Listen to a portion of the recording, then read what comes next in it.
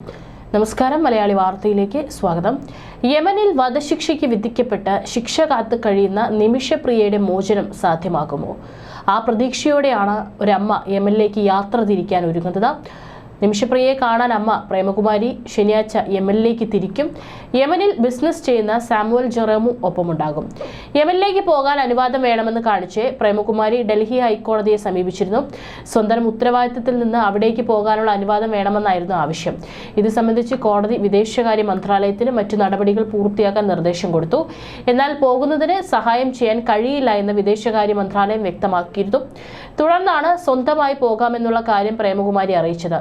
കോടതി ഇക്കാര്യം അംഗീകരിക്കുകയും ചെയ്തിരുന്നു. തുടർന്നാണ് ഇപ്പോൾ നടപടികൾ പൂർത്തിയാക്കി പ്രേമകുമാരി യമനിലേക്ക് പോകുന്നത്. കിഴക്കമ്പലത്തിനടുത്തുള്ള ഒരു വീട്ടിൽ 8 വർഷമായി ജോലി ചെയ്താണ് പ്രേമകുമാരി ജീവിക്കുന്നത്.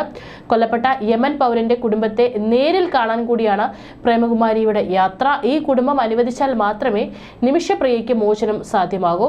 നിമിഷപ്രിയയും സുഹൃത്തും ചേർന്ന് കൊലപ്പെടുത്തിയെന്ന കേസിൽ വിചാരണ കോടതി വധശിക്ഷയ്ക്ക് വിധിച്ചത് യമനിലെ സുപ്രീം കോടതിയും ശരിവച്ചിരുന്നു. ഈ സാഹചര്യത്തിൽ യമൻ പൗരന്റെ കുടുംബത്തെ കാണാനുള്ള പ്രേമകുമാരിയുടെ അപേക്ഷ ഡൽഹി ഹൈക്കോടതി അനുവദിക്കുകയായിരുന്നു. ആദ്യം നിമിഷപ്രിയയെ കാണാനാണ് ശ്രമിക്കുക. അതിനുശേഷം യമൻ പൗരന്റെ കുടുംബത്തെയും കാണുകയാണ് ലക്ഷ്യം. നിമിഷപ്രിയയുടെ മോചനത്തിനായി പ്രവർത്തിക്കുന്ന സേവ് നിമിഷപ്രിയ ആക്ഷൻ കൗൺസിൽ പ്രതിനിധികൾ യമൻ അംബാസഡറുമായി കഴിഞ്ഞ ദിവസം ചർച്ച നടത്തിയിരുന്നു. കൊല്ലങ്കോട് മാത്തൂരിലെ തോട്ടം കാര്യസ്ഥനായിരുന്ന തൊടുപുഴ സ്വദേശിയായ ടോമിയെ വിവാഹം കഴിച്ച് 2012 നിമിഷപ്രിയ യമനിൽ നഴ്സായി ജോലിക്ക് പോയത്. ഭർത്താവ് സ്വകാര്യ സ്ഥാപനത്തിലും നിമിഷ ക്ലിനിക്കിലും ജോലി തേടി.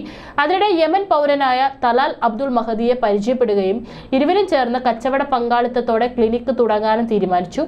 യമൻ പൗരന്റെ ഉത്തരവാദിത്തത്തോടെയല്ലാതെ ക്ലിനിക്ക് ആരംഭിക്കാനാവില്ല എന്നതിനാലാണ് മഹദിയുടെ സഹായം തേടിയത്. ബിസിനസ് തുടങ്ങാൻ നിമിഷപ്രിയയും ഭർത്താവും തങ്ങളുടെ സമ്പാദ്യമെല്ലാം മഹദിക്ക് കൈമാറിയിരുന്നു. ബിസിനസ്സിൽ കൂടുതൽ പണം ആവശ്യമുള്ളതിനാൽ നിമിഷയും ഭർത്താവും മിഷേൽ എന്ന മകളുമൊത്ത് നാട്ടിലേക്ക് വന്നു. പിന്നീട് നാട്ടിൽ നിന്ന് യമനിലേക്ക് തിരിച്ചു പോയത് നിമിഷ മാത്രമായിരുന്നു. ബിസിനസ് പച്ചപിടിക്കുമെന്നും മഹദി ചതിക്കില്ലെന്നും ആയിരുന്നു ഇവരുടെ വിശ്വാസം. നിമിഷപ്രിയ പോയതിനു ശേഷം യമനിലേക്ക് തിരിച്ചു പോകാനായിരുന്നു ടോമി ഉദ്ദേശിച്ചതെങ്കിലും യമൻ സൗദി യുദ്ധത്തെ തുടർന്ന് ആ യാത്ര മുടങ്ങി. ബിസിനസ് പങ്കാളി എന്ന നിലയിൽ ആദ്യം മാന്യമായി ഇടപെട്ടിരുന്ന മഹദിയുടെ സ്വഭാവം പിന്നീട് പ്രതീക്ഷിക്കാത്ത രീതിയിലേക്ക് മാറി.